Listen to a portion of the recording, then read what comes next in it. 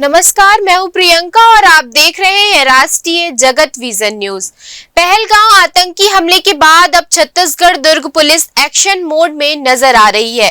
दुर्ग के मोहन नगर थाना क्षेत्र स्थित मुंबई आवास कॉलोनी में आज सुबह 4 बजे भारी पुलिस बल ने दबिश दी।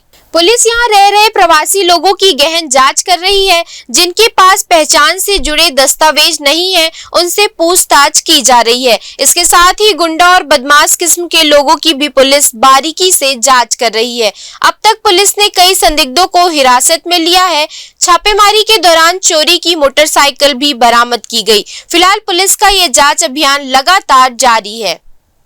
आज सुबह से पुलिस की 3 टीम जिसमें लगभग 150 के आसपास जवान थे, ऐसे इलाके जिन इलाकों में संदिग्धों की सूचना मिली थी, पुलिस टीम गई थी। लगभग 1000 लोगों को तस्दीक की है और उसमें 34 ऐसे मिले जो संदिग्ध के दायरे में है, उनके फिंगरप्रिंट लिए गए हैं। कुछ लोगों का 109 भी किया जा रहा है और बाकी जो दिगर प्रांत के लोग हैं उनका एसएस रोल भी भेजा जा रहा है। संबंधित जिलों के थानों से बात करके उनके आइडेंटिटी का वेरिफिकेशन किया जा रहा है। फिलहाल इस खबर में इतना ही। देश प्रदेश की खबरों से अपडेटेड रहने के लिए हमारे चैनल को सब्सक्राइब करें।